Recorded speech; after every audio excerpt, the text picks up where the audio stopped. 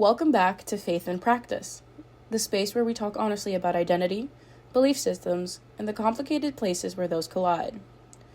I'm your host, Annalise Rodriguez, and today we're stepping into a conversation that is both deeply personal and widely misunderstood.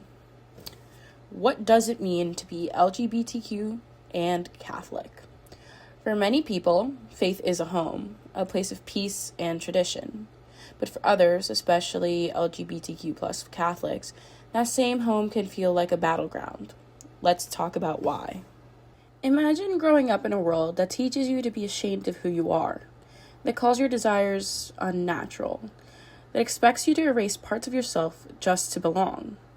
For many LGBTQ plus people who remain in the Catholic Church, this isn't just imagination, it's their daily experience. The Catholic Church, led by the Pope and followed by more than 1.2 billion people, is known for its strong hierarchy, its rich history, and its central beliefs, the Holy Trinity, salvation, and the seven sacraments. But the Church's way of life stands in direct opposition to the lived reality of the LGBTQ plus community, a community bonded through shared experiences of prejudice, pride, and resilience. On paper, the Church says it does not reject LGBTQ plus people, but in practice, the story is very different. Let's look at a few examples. Leadership roles. They're off limits for openly LGBTQ plus individuals. This reinforces a hierarchy built on heteronormativity, one that modern theological movements are beginning to challenge. Catholic school curricula. LGBTQ plus topics are often erased entirely, creating a silence that teaches young people their identities don't belong within the faith.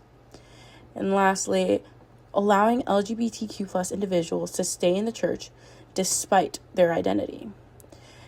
That framing alone casts LGBTQ plus Catholics as exceptions, tolerated but not embraced. These aren't just rules, they're messages. They say, you may be here, but you are not equal.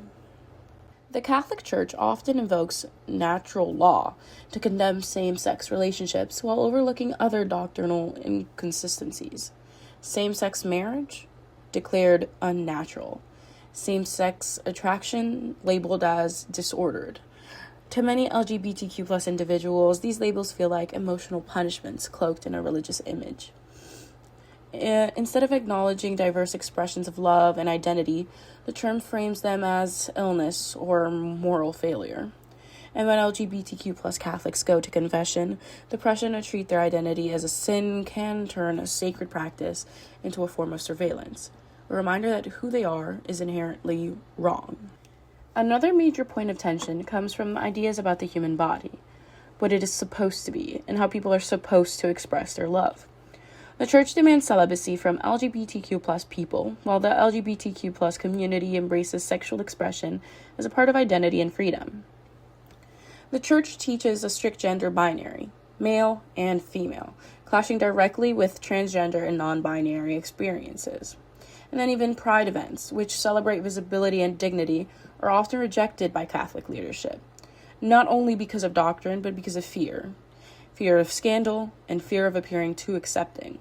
This reveals something important. For the Church, sometimes the preservation of public image takes precedence over pastoral care. So where does this leave LGBTQ plus Catholics? They live in a painful contradiction. Their faith tells them that humanity is created in God's image, yet their church tells them that their own identity is a moral evil. It creates a fractured sense of self, torn between lived experience and learned doctrine. And the truth is, coexistence between the church and the LGBTQ plus community without shame or judgment feels almost impossible right now. For change to happen, the church would need more than gentle adjustments. It would need a reconstruction, a transformation that acknowledges the world we live in today, not the world of 2,000 years ago. But here's the reality. As long as LGBTQ plus identity is seen as a threat to natural order, the double standard will remain. To be LGBTQ plus and Catholic is to stand at a crossroads, where faith meets identity, where tradition meets truth, and where community meets rejection. And for many, that crossroads is a place of loneliness, but also resilience. Because despite everything, LGBTQ plus Catholics continue to show up. They continue to pray, They continue to exist in a space that wasn't built for them, but that they refuse to surrender. Maybe one day the church will meet them where they are, but until then, conversations like this matter. Thanks for listening to Faith and Practice. I'm your host, Annalise, and I hope this episodes give you space to think, question, and reflect. Join me next time as we explore more stories at the intersection of identity and belief.